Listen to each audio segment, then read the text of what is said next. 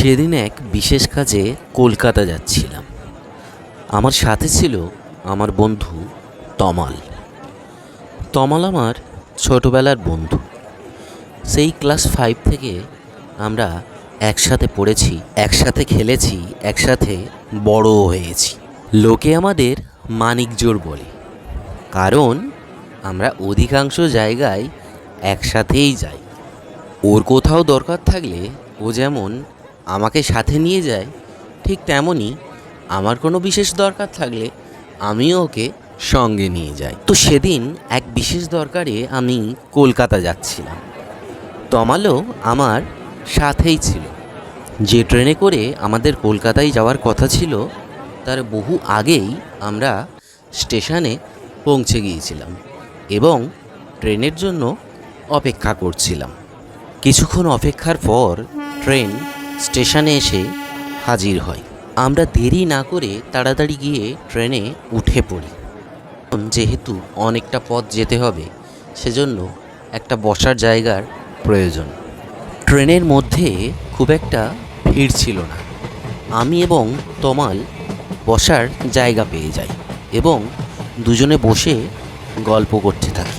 দুটো স্টেশন পেরিয়ে যখন ট্রেন তৃতীয় স্টেশনে থামে, তখন আমরা ট্রেনের কামরার ভেতর থেকে একটা পরিচিত মুখ দেখতে পাই। আর এই পরিচিত মুখ অন্য কেউ নয়, এ হচ্ছে আমাদের বন্ধু মনতোষ।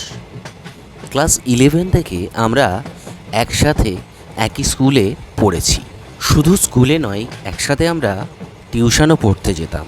সত্যি বলতে মনতোষ পড়াশোনায় খুব একটা ভালো ছিল না এবং খুব চঞ্চল প্রকৃতির ছিল। ক্লাসের মধ্যে মনতোষ প্রচণ্ড দুষ্টুমি করত। স্কুলের স্যার ম্যাডামদের কাছ থেকে এত বকুনি খাওয়ার পরেও, এত শাস্তি পাওয়ার পরেও মনতোষের দুষ্টুমি থামানো যায়নি। বর্তমানে মনতোষ কী করছে এটা জানতে চাওয়ার পর জানতে পারলাম মনতোষ এখন সক্রিয় রাজনীতিতে অংশগ্রহণ করেছে এবং সে এখন পঞ্চায়েত প্রধান। যেহেতু মনতোষ আমাদের বন্ধু, আমরা স্কুলে একসাথে পড়তাম, তাই মজার ছলে মনতোষকে বললাম, কিরে ভালোই তো তাহলে মাল কামাচ্ছিস। মনতোষ কথাটা হেসে উড়িয়ে দিল। আমাদের কিছুটা দূরে একটা সিট ফাঁকা ছিল। মনতোষ সেখানে গিয়ে বসে পড়ল।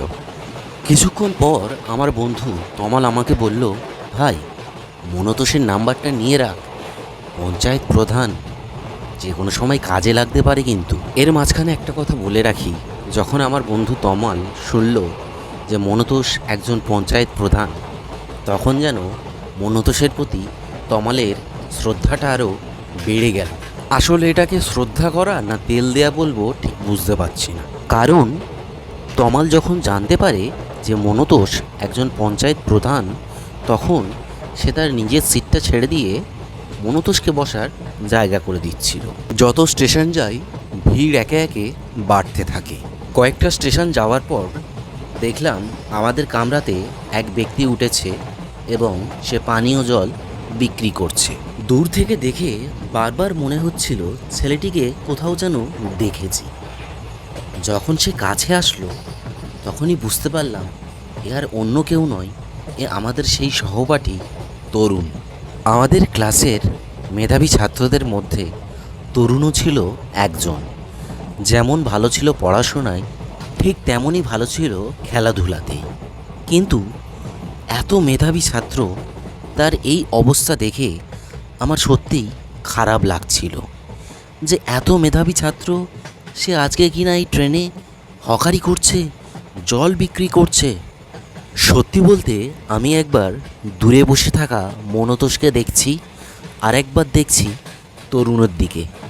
যে ছেলেটা এত মেধাবী, এত পড়াশোনায় ভালো, এত খেলাধুলায় ভালো ছিল, সে কিনা আজ ট্রেনে জল বিক্রি করছে।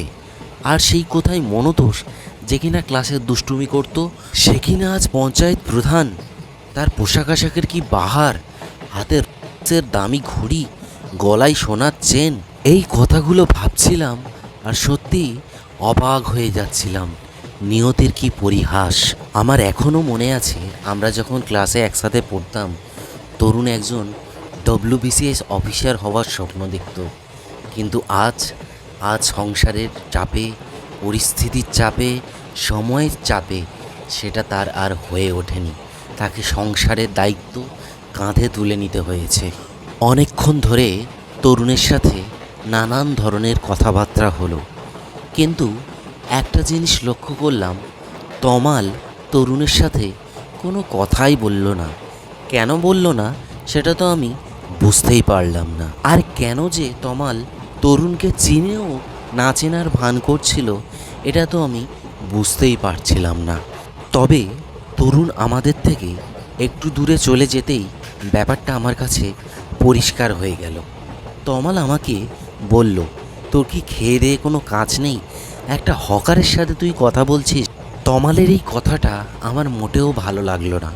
আমি তমালকে বললাম, আসলে তমাল, তুই বাস্তবটা জানিস না। যেদিন আসল বাস্তবটা জানবি সেদিন বুঝবি পরিস্থিতির চাপে পড়ে মানুষকে কী না কী করতে হয়। তমাল দেখলাম আমার কথাটা শুনে কোনো উত্তর দিল না, চুপ করে বসে রইল।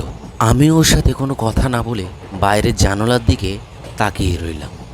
কিছুক্ষণ পর হঠাৎ লক্ষ্য করলাম তমাল আমার কাঁধের উপর বেহুঁশ হয়ে পড়ে গেল।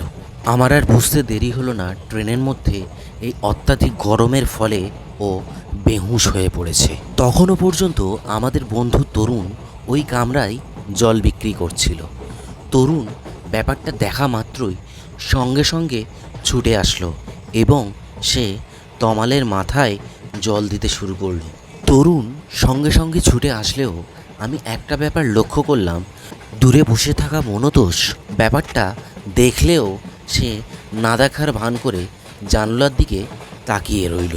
এদিকে যখন তমালের জ্ঞান ফিরল, তখন সে দেখল যে তরুণ তখনও পর্যন্ত তার মাথায় জল দিয়েই যাচ্ছে। সে দেখল যে মানুষটাকে নিয়ে সে এতক্ষণ নানান রকমের কথা বলছিল, তুচ্ছ তাচ্ছিল্য করছিল, সেই মানুষটাই তার বিপদের সময় এগিয়ে এসছে। আর তার সেই স্কুলের বন্ধু মনতোষ, যে কিনা দূরে বসে এইসব ঘটনা দেখেও না দেখার ভান করে জানালার দিকে তাকিয়ে রয়েছে। তমাল আজ বাস্তব জীবন থেকে নতুন একটা শিক্ষা অর্জন করল। আমি বুঝতে পারলাম তমাল তার নিজের ব্যবহারের জন্য লজ্জিত। এরপর বাকি যাত্রাপথটুকু তমাল চুপ করেই রইল, কোনো কথা বলল না। ওর মুখ দেখে মনে হচ্ছিল ও কিছু একটা ভাবছে, তবে কি ভাবছে সেটা ওই বলতে পারবে।